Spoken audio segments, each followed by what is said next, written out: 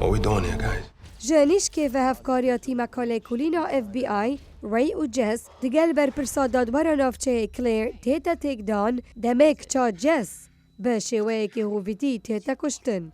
پشتی 13 سالان هفکار جس ری هر روش پیدا چون بوه دوزه کریه و داوی دیگه انجام که چاوره نکری.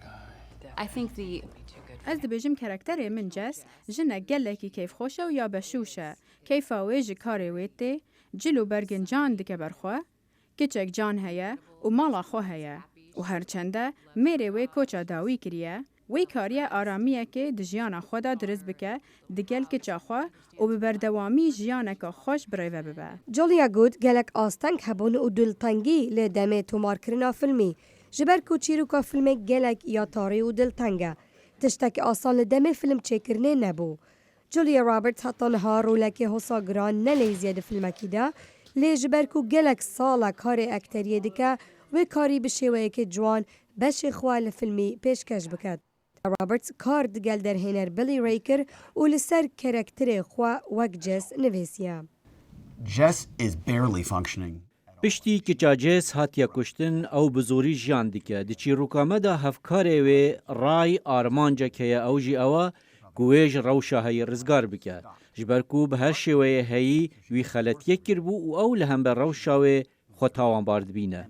چوی تو اجافار رول ری دلیزه وی گود دم کار کرنه در هنر فیلمی بیلی ری گلک در فدانوی او رول خواه بدل خواه چه بکه هرچند او توشی آستان گانده با دم گلک خلق مای خواه لکارنوی دکن نه همی کسند گلوی کار دکن ببریارنوی رازی بون.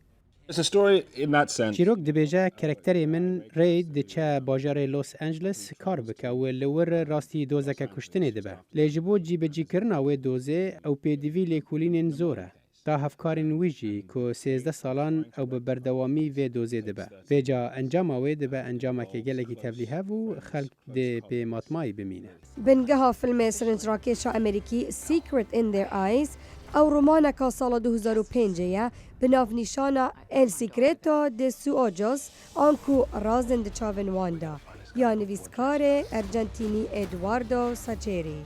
تومار کرنا فیلمه لباجار لاس انجلس هاتا کرن و بودچه کرنا فیلمه جی نزدیک 20 میلیون دلار هاتن خرج کرن.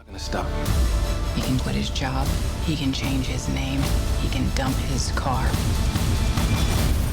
But I will still find him.